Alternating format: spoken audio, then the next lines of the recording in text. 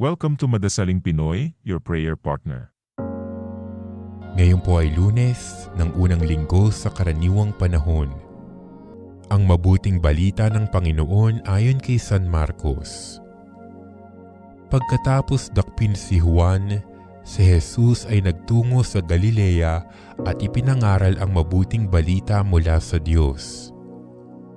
Dumating na ang takdang panahon at malapit na ang paghahari ng Diyos.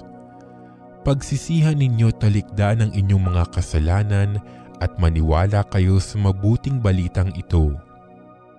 Samantalang naglalakad si Jesus sa tabi ng lawa ng Galilea, nakita niya ang magkapatid na Simon at Andres na naghahagis ng lambat.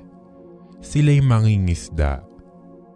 Sinabi ni Jesus, "Sumama kayo sa akin at kayo'y gagawin kong mamamalakaya ng tao." Pagdakay iniwan nila ang kanilang lambat at sumunod sa kanya. Nagpatuloy siya ng paglakad at sa di kalayuan ay nakita niya ang magkapatid na Santiago at Juan, mga anak ni Zebedeo.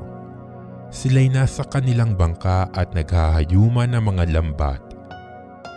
Tinawag din sila ni Jesus at sumunod naman sa kanya.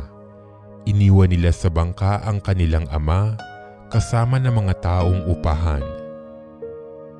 Ang mabuting balita ng Panginoon.